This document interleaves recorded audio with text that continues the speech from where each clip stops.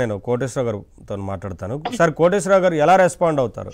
చెప్పినట్లుగా చాలా కేసులకు సంబంధించి ఇదే పరిస్థితి కనిపిస్తా ఉంది కదా, ఏం చెప్తారు? ఈ కేసుకు సంబంధించి అనేక కోణాల్లో పరిశోధించి నిజాలు ఏమిటో బయట పెట్టాల్సినటువంటి అవసరం ఉందనేది నా అభిప్రాయం. యా. వైసీపీ నాయకులు ఏం చెప్పారు అనేటువంటి దాంతో నాకేమీ సంబంధం లేదు. అసలు వాటిని నేను పరిగణలోకి కూడా తీసుకోవట్లేదు. ఇక్కడ కావాల్సింది వాస్తవం బయటికి రావాలి. ఇదే అంశం గురించి గత రాత్రి నేను, సురేంద్ర నాయుడు గారు వేరే ఛానల్లో కూడా దీని గురించి మాట్లాడిన సందర్భంలో నేను ప్రధానంగా లేవనెత్తింది, సరే సురేంద్ర నాయుడు గారు కూడా ఒక మేరకు దాన్ని అంగీకరించారని అనుకుంటున్నాను. భద్రత కల్పించడంలో, సతీష్ కుమార్కి భద్రత కల్పించడంలో ఉన్నతాధికారుల వైఫల్యం స్పష్టంగా కనిపిస్తా ఉంది. ఎందుకని ఆ యాంగిల్ని ఉన్నతాధికారులు ఎందుకు విస్మరించారు అనేది ఇక్కడ పెద్ద ప్రశ్న. ఎందుకు అంటే, ఇప్పుడు సురేంద్ర నాయుడు గారు, మన కృష్ణవేణి గారు అనేక అంశాల గురించి చెప్పారు. రాష్ట్రంలో జరుగుతున్నటువంటి అనుమానాస్పద సాక్షులు కావచ్చు, నిందితులు కావచ్చు, ఇంకెవడు కావచ్చు, ఈ విధంగా చనిపోతున్నప్పుడు, మిస్టీరియస్ గా చనిపోతున్నప్పుడు ఇది ఒక చిన్న కేసు కాదనేటువంటి విషయం రాష్ట్ర ప్రభుత్వానికి తెలియదా? పోలీసు యంత్రాంగానికి తెలియదా?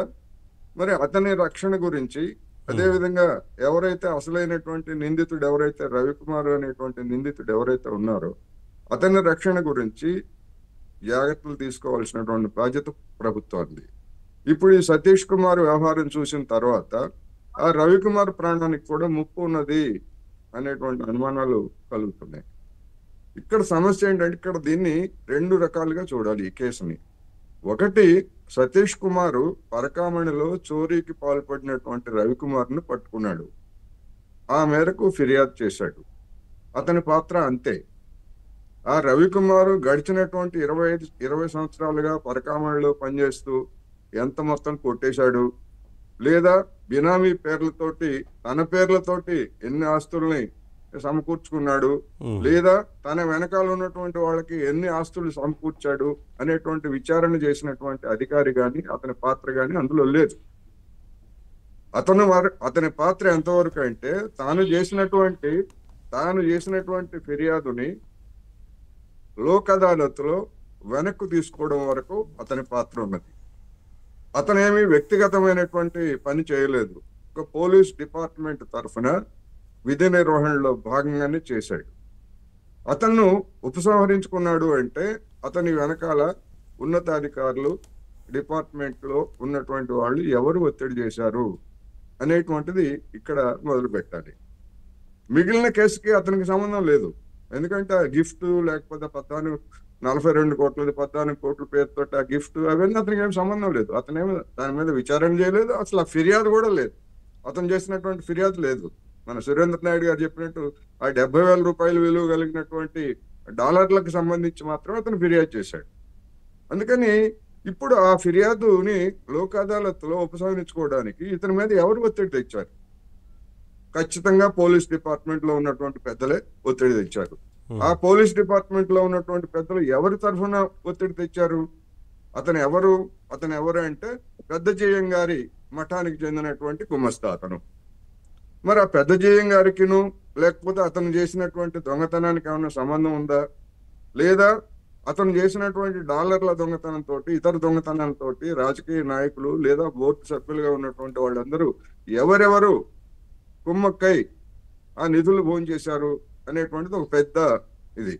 అందుకని మన రాష్ట్రంలో అనేక మిస్టరీస్కి తెరబడిపోయింది.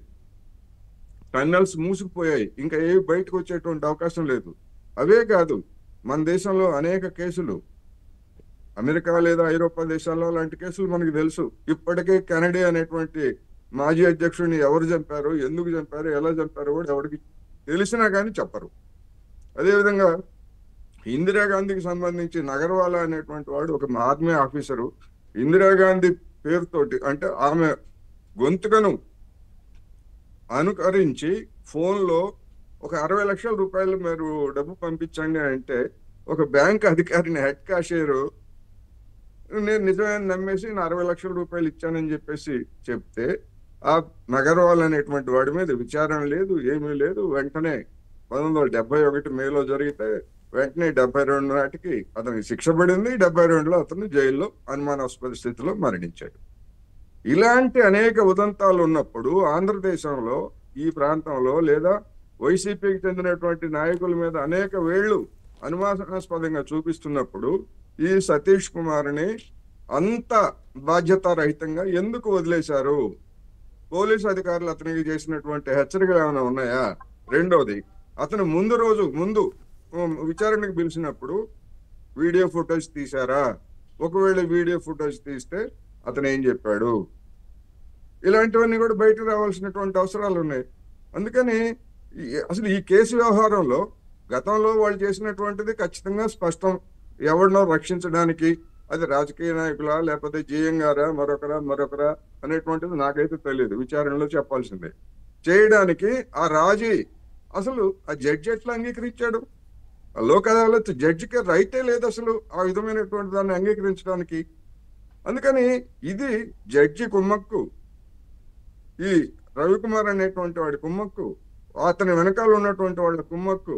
ఈ కుమ్మక్కులన్నింటికీ అతను ఇచ్చినటువంటి ఒక ఫిర్యాదు కారణం కనుక ఆ ఫిర్యాదును వెనక్కి తీసుకొని రాజీకి అంగీకరించేట్టు చేసినటువంటి పోలీసు ఉన్నతాధికారుల కుమ్మక్కు. ఇందులో ఇన్ని కోణాలు ఉన్నాయి. మరి ఈ కేసుని విచారించి నిజానిజాలను బయట పెట్టకపోయేట్లయితే దోషులు తప్పించుకుంటారో లేదో నాకైతే తెలియదు, కానీ ఈ మొత్తం బాధ్యత అంతా కూడా ఈ రాష్ట్ర ప్రభుత్వమే భరించాల్సి వస్తుంది అనేది నేను ఈ సందర్భంగా సురేంద్ర నాయుడు గారు చాలా అంశాలని లేవనెత్తారు కోటేశ్వరరావు గారు. అందులో ముఖ్యంగా ఒత్తిడి తీసుకొచ్చిన ఆ ఉన్నతాధికారులు ఎవరు?